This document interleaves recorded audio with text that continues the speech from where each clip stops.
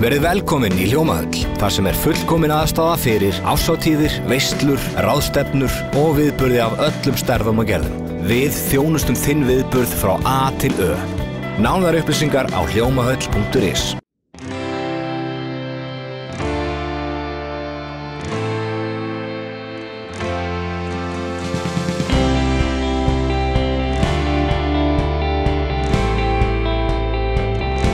Sæl og verið velkomin með okkur í Suðurnesja Magazín. Fjölbreyttur þáttur framundan. Við heimsækjum meðal annars Fjölsmiðjuna, þar sem við erum akkurat núna. En við förum líka og fylgjumst með afhendingu hvatningarverðlauna Reykjanesbæjar, ansi mörg skemmtileg verkefni sem að fengu viðurkenningu. Og síðan förum við í ansi góða heimsókn í stjórnarráði. Og að gera hvað? Jú, við vorum að færa forsætisráðherra nýja lopapeysu. Ekki alveg við, en við fylgdumst með því. Háaleitiskóli á Ásbrú hlaut hvatningarverðlaun Reykjanesbæjar 2020 fyrir verkefni Réttindaskóli UNICEF, en síðasta haust hóf Háaleitiskóli þátttöku í tilraunaverkefni sem miðar að því að innleiða barnasáttmála Sameinuðu þjóðanna inn í allt skóla- og frístundastarf. Þetta er alþjóðlegt vottunarverkefni sem hefur síðastliðin áratug verið innleitt með góðum árangri í þúsundum skóla allan heim. 4 önnur verkefni hlutu viðurkenningu fræðsluráðs Reykjanesbæjar. Leikskólinn Akur stóð að byggingu hænsnakofa á lóð skólans og hafa börnin fengið að fylgjast með ferlinu alveg frá því fyrstu eggin og ungarnir komu í hús. Áskorun og ævintýri í garðinum okkar hét verkefni leikskólans Tjarnarsels, en það fólst í að umbylta flötu útisvæði skólans í náttúrulegan garð. Þá fekk Háaleitiskóli viðurkenningu fyrir verkefni Lærum saman gegnum orðin. Þetta er þróunarverkefni þar sem tilgangurinn var meðal annars að auka orðaforða nemenda og efla orðskilning. Þá fekk Heiðarskóli viðurkenningu fyrir Bugsímalón á sviði, en rúmlega 20 nemendur tóku þátt og úr varð tilkomumikil sýning með glæsilegum söng og dansatriðum. Innleiðing barnasáttmála Sameinuðu þjóðanna inn í allt skóla- og frístundastarf. Þetta hljómar svolítið stórt. Já, þetta var nokkuð stórt verkefni sem Elisa kom með inn í skólan og hefur gengið alveg ljómandi vel. Við ákveðum að skipta líka niður og búið til réttindaráð hjá okkur. Þannig að í raun og veru skiptist á 3 svið, eldri nemendur og yngri og síðan inn í frístundaskólan. Og það var markvisst unni með, sem sagt, boðorð sáttmálans inn í þessu starfi. Elisa, hvaðan kemur þessi hugmynd? Ég er alltaf að leita hugmyndum og það lenda alltaf í hausnum á mér og mér dettur í hug, já, þetta getur verið sniðugt. Við vorum að leita leiðum til þess að bæta líðan í skólanum og styrkja fjölmenninguna, og mér fannst þetta verkefni bara passa alveg ótrúlega vel við okkar skóla og þess vegna ákveðum við að prófa þetta. Og krakkarnir og kennararnir allir hafa tekið rosalega vel í þetta. Þetta er náttúrulega langtíma verkefni, við erum byrjuð, þetta fór mjög sterkt á stað, við erum með stærsta réttindaráð á Íslandi, ótrúlega virk, og í rauninni erum við bara að reyna að bæta líðan allra og allir hafi rödd í skólanum. Þið eru bæði mikill fjölmenningar skóli, en það hefur líka verið rætt mikið almennt í skólastarfinu að krökkunum hafi ekki liðið alveg eins vel eins og við kannski segjum í gamla daga eða eitthvað. Hvernig stendur á því? Vá, nú er stórt spurt. Það er náttúrulega ýmislegt sem kemur þannig inn í, og náttúrulega í okkar umhverfi, krakkarnir eru alveg ótrúlega flottir. Þetta er eiginlega frábær skóla að vinna í, og krakkarnir taka svo vel á móti öllum, og við erum að reyna að styrkja það að allir séu velkomnir og þannig líður öllum vel að vera bara þeir sjálfur. Og þetta réttindaskólaverkefni bara passar alveg svakalega vel við það. Þetta er orðið svolítið flóknara að reka skóla í dag þegar eru svona, börn frá hinum ýmsu þjóðum.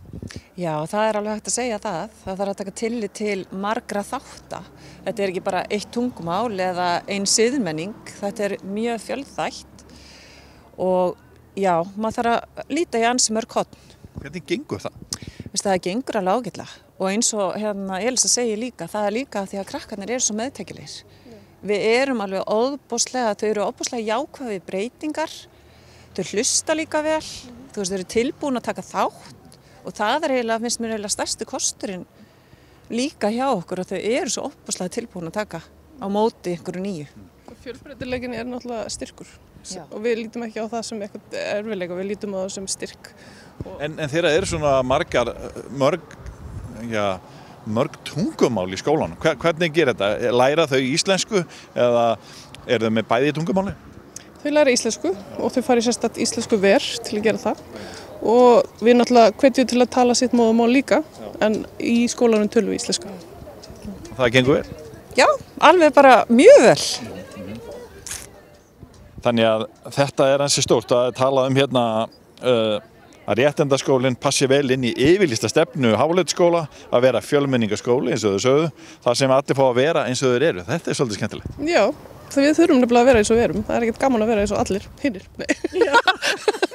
Þá líður börnunum betur. Já, það er rannsóknir sem hefur verið gerðar á þessum skólum erlendis, hafa sýnt fram á það að þetta hefur minnkað einelti, minnkað ofbeldi, aukið vellíðan barna og þeirra sem vinna í skólanum. Þannig að það er til mikils að vinna að gera þetta vel.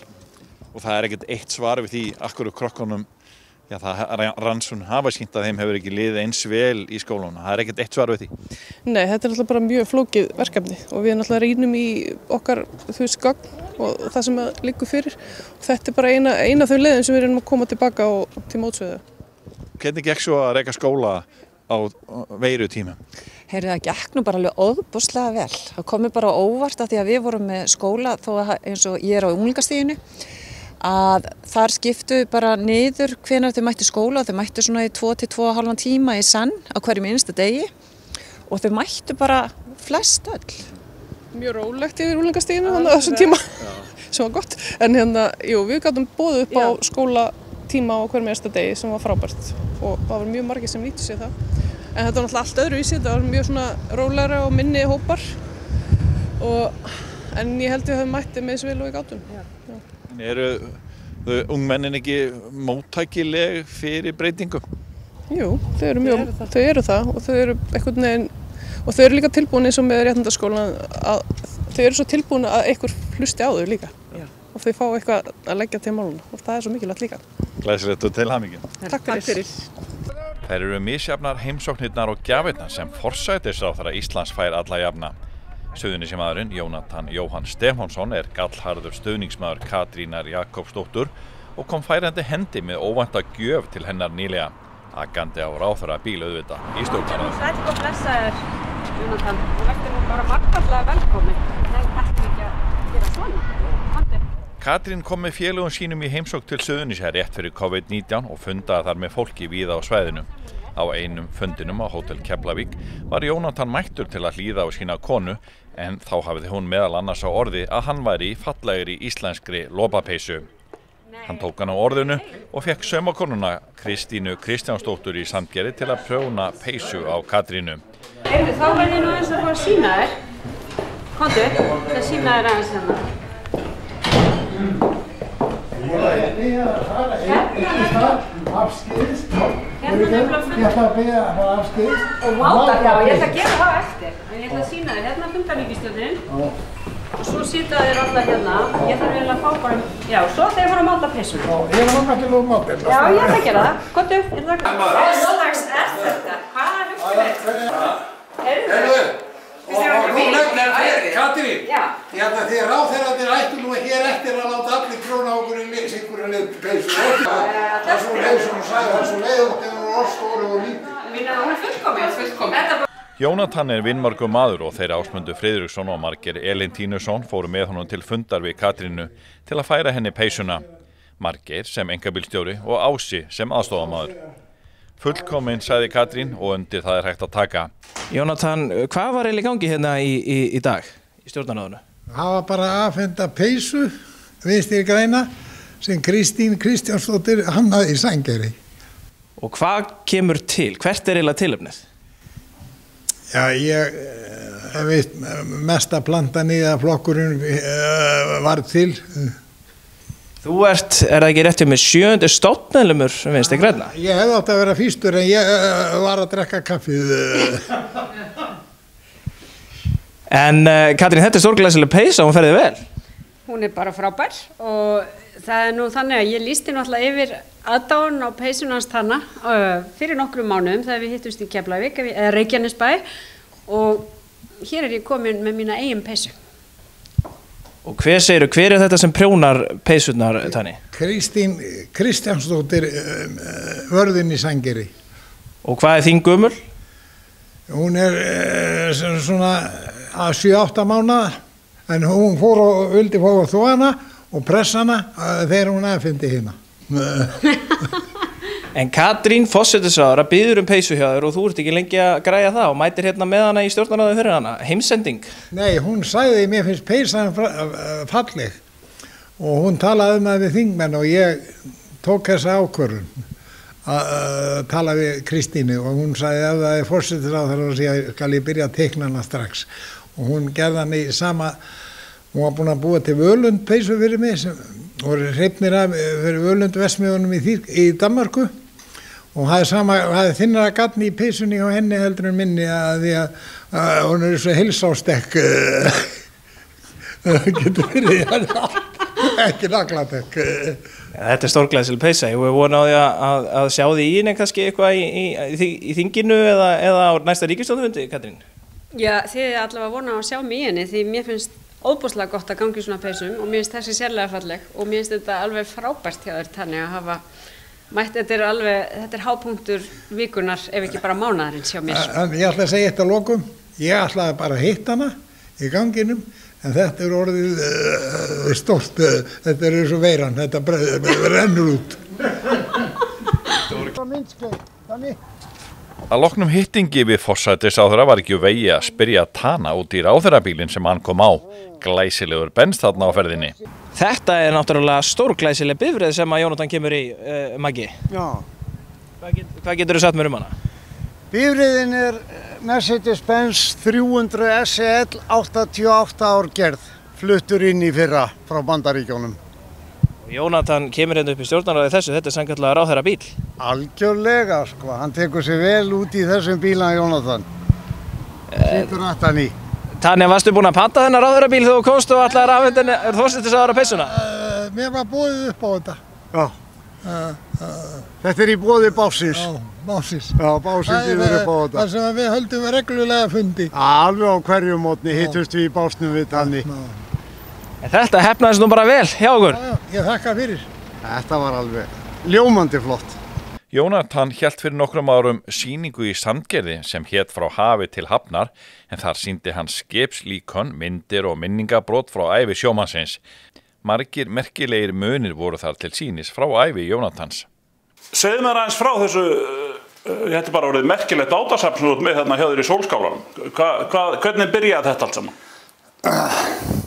Það byrjaði því að ég fór með mannið út til Hinnissi Merkinissi og ég keypti á honum eitt bát og svo fór að koma einhver svona della í manni og ég fór að hafa gaman að þessu og vignaðist Færeyinga vini mikið og þeir bauðu mér og svo vatt þetta upp á sig og gullskipið það áttu nú að fara held ég í Vík en það skemmtist í flutningum og þeir vildi ekki skoða og hann hjá tryggingunum hann sagði það er búið að gera við það þú mátt sækja það. Þessi hinn skipur út með þú með Titanic og mikið af svona 6 skipum. Já, það var sá sem lit með hafa Titanic, hann hringdi í mig út af þessum og sagði að það er eitt sem að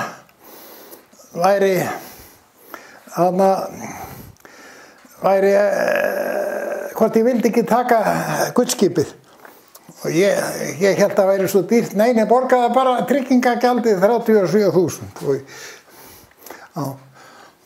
Þannig eignaðist þú gullskipið? Já, og svo var annað hérna fyrir frammi að það var hringt í mig einu sinni föstudagsmorgni klukkan 9 og sagði, viltu ekki fá einn sem var ekki listur á Seyðisfirði og ég skal skreppa og ég fór strax. En þú ert áhugasamur færeyska muni? Já, ég á svo marga færeyinga fyrir vinni. Já. Og þannig þeir áskotnast á þeir munir? Já, þessi hérna 4 líkön sem eru hérna. Já. Það var gamall maður, 1000 hjala smiður sem smíðaði þetta. Svo hann var frá Hvalbæ í Færeyjum og hann baði neitt Færeyinga að telja hvort ég ætti öll 4 sem hann hefði smíðað. Það var nú orðinn gamall og Færeyingurinn sagði hann vantar 1, já ég ætla að senda honum það.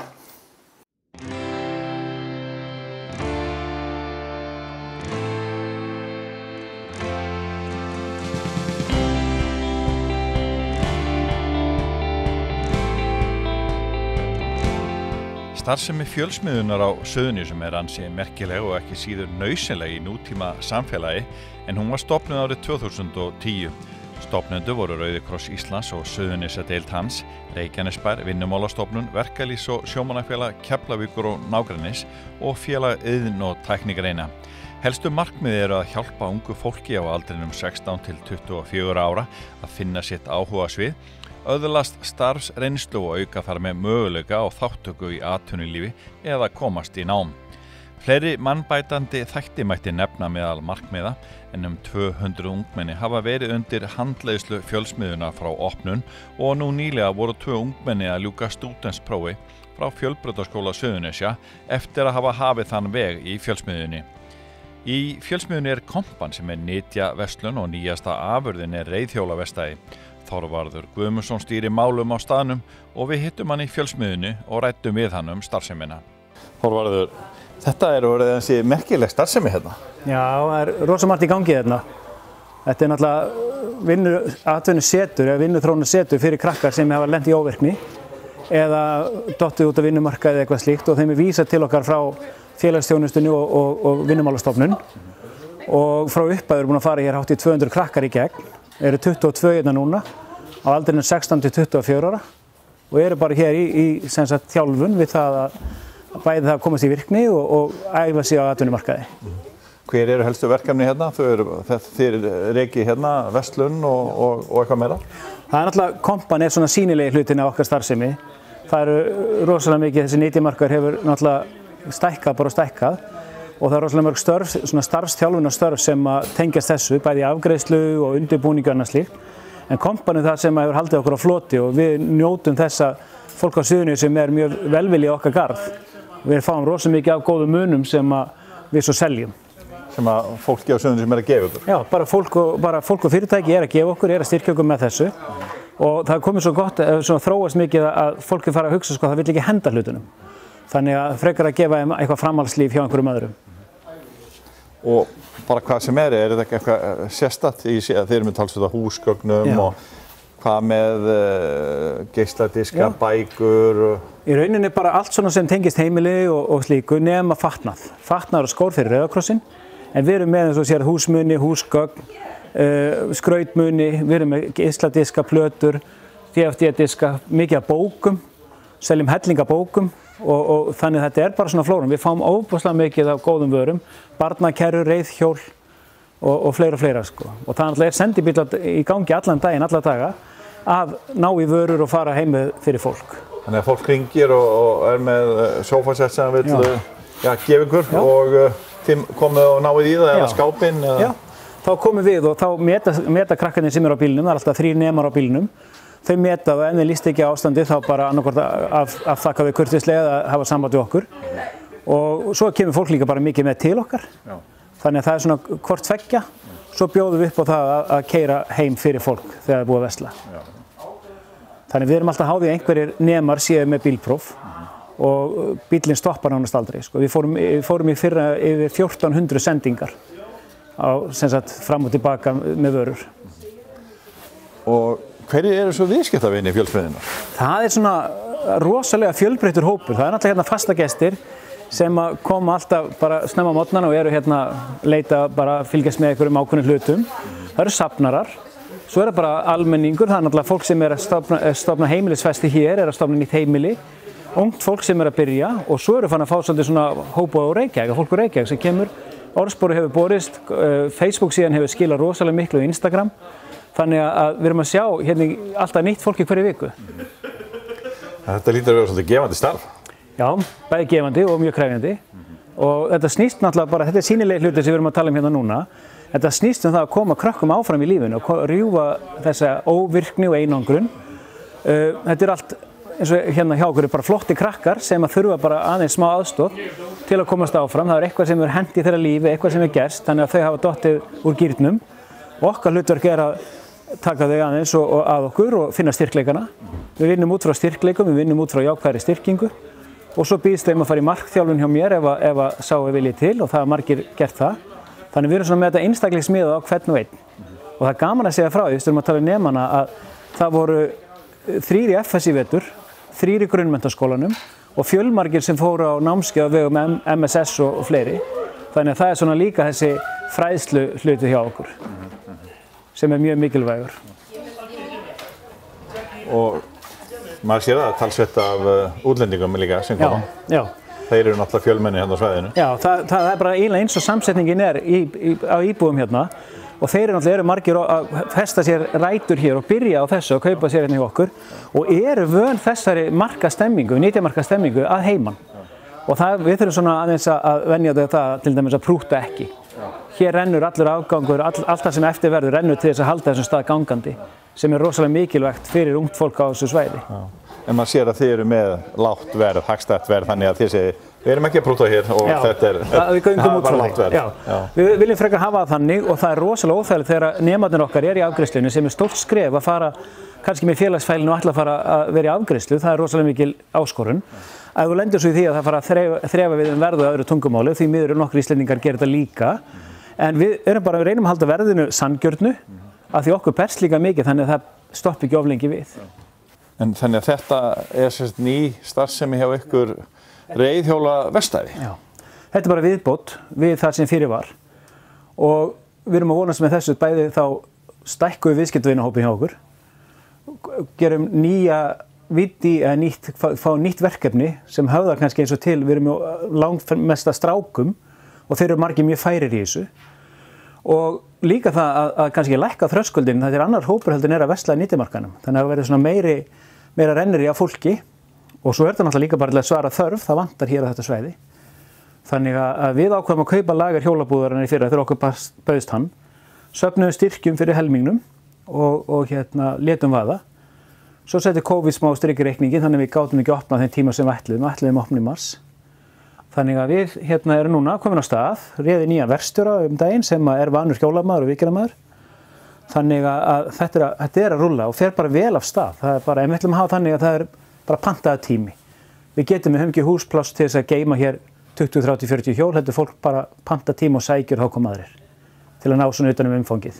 Og þetta allar svona bara að við gerum það á öllu, já, og það maður hefur séð að það veruleg aukning á hjólum á svæðinu. Já, það svolítið gaman að segja frá því, að hvatningin kom, við héldum svona stefnumótunarfund 2018 og þá kom fólk svona beðið alls konar hugmyndir og þetta eitt af því sem kom hvað sterkast inn. Og það var rosa gaman að geta svo framkvæmta, að fá tækifærið og við fengum mikla hvatningu þegar þetta barst út hjá þessum fólki sem á hjólinu allan ársins hring, á nagladekkjum allu. Og hér starfsemi allan ársins hring, við lokum ekkert nema bara jól og páska. Þannig að við vonandi mætum þá þeirri þörf sem við höldum að sé þarna úti. Þið eru ekki að fara í að selja ný hjól? Nei, en við ætlum að vera með varahluti. Við eigum svolítið mikið varahluti, lager, slöngur, dekk, böglaber og allt þetta, handföng og svona. Við ætlum að selja það, en við ætlum ekki að fara að liggja við lager, það er alltaf dýrt fyrir okkur. Þannig að þetta er bara gríðarlega fjölbreytt starfsemi hjá okkur í Fjölsmiðjunni og svona sérlega, við getum sagt svona ánægjuleg. Já, þetta er rosalega lifandi vinnustaður. Hér kemur náttúrulega mikið nýju fólki og sumir stoppa stutt og aðrir eru lengur. Við sjáum miklar framfarir hjá fólki og við erum til dæmis með einn af aðalverkstjórun hjá mér, ég er með 3 verkstjóra, einn þeirra var nemi hér og bara þroskaðist og snýr við blaðinu og einn af mínum aðalmönnum í dag og við stóðum bara 2 vaktinni í COVID og rosa gaman að sjá þessa breytingu sem verður á krökkunum og við eigum krakka hér í mörgum fyrirtækjum sem hafa farið í gegn hjá okkur og fyrir utan þetta sem ég er búin að telja sem nytjamarkaðurinn og sendibíllinn og hjólaverkstæðið, þá erum við líka að laga húsgögn sem okkur bera sem eru kannski í góðu standi þurfa eitthvað aðhlýningu og þar er ég með sjálfboðaliða sem húsgagnasmiður og svo bara undir okkar verkstjórn og svo líka reikimötuneytið fyrir krakkana. Þannig að þetta er bæðið svona eins og náttúrulega almennu vinnustaður og líka svolítið svona eins og skóli. Og fræðsluþátturinn er alltaf mjög mikilvægur hjá okkur að miðla til þeirra og fá þau til að fara héðan út inn í skóla og það eru krakkar sem eru bara í námi, sem ég segja þann, og eru bara, það er þeirra vinnu framlag og þá er ég inn í öllum þeirra málum. Og það er eitthvað sem mér finnst vera svona gaman að sjá stækka og góð tengsl við þessar stofnanir sem að taka þau að sér. Já, mannlífið er fjölbreytt á Suðurnesjum en við hjá Víkurhjöttum höfum verið í rafrænni útgáfu og hugum þannig enn betur að umhverfismálunum. Víkurfréttirnar í þessari viku eru 12. blaði sem við gefum eingöngu út rafrænt og eru blaðsíðurnar orðnar 812 vikum og viðtölin orðinum 300. Forsætisráðherra kom við sögu í þættinum en kemur líka við sögu í blaðivikunar í þessu magnaða peysu dæmi. Sólborgu Guðbrandsdóttur hafið þið oft séð hjá okkur í sjónvarpi Víkurfrétta en hún fjölhæfstúlkan og stefnir að bókaútgáfu jólin. Hennar hugarfóstur verkefni sem heitir Fávitar. Mannlífið blómstrar í Víkurfréttum. Við förum á Garðskaga og hittum fyrir Mörtu Eiríksdóttur sem bauð þar upp á sannkallaða gyðjuhelgi. Ingi Þór kíkti í plötuskápin og valdi fyrir okkar sínar 5 uppáhaldsplötur og skólastjóri Fyrstakniskólans segir mikla eftirspurn eftir fyrsttækni á pólsku. Við segjum einnig fréttir af fasteignamarkaði, níu hæða háhýsi við strandlengjuna í Keflavík og við segjum frá nýrri skólpdælustöð sem einnig verður útsýnispallur. Já, það eitthvað. Þá greint frá nýju skeiði í starfsemi Katigó, þróunarfélagi Keflavíkurflugvallar. Í blaðinu eru mannlífsmyndir frá opnun sýninga í Dús safnahúsum. Þar hafa verið opnaðar sumarsýningar. Við mynduðum stökkvandi rallybíla í Reykjanesbæ og auðvitað má sjá stökkin á myndskeiði í blaðinu. Fótboltinn að rúlla af stað og í þessu blaði kynnum við Suðurnesjaliðin. Þá eru myndir frá nettómóti stúlkna í 7. flokki og umfjöllun golf. Sett hvað fleira má sjá, meðal annars slær Margeir Vilhjálmsson botnin í umræðuna í sínum loka orðum. Þetta var nett upptalning í fjölbreyttu blaði. Á vefsíðu Víkurfrétta www.ff.is segjum við nýjar fréttir á hverjum degi og sömuleiðis golfumfjöllun á kylfingur.is. Við þökkum fyrir mikið af ábendingum sem okkur hafa borist efni í miðla Víkurfrétta og hvetjum ykkur til að halda því áfram og hjálpa okkur að gera þá skemmtilegri. Takk fyrir áhorfið og njótið sumarsins, verið sæl.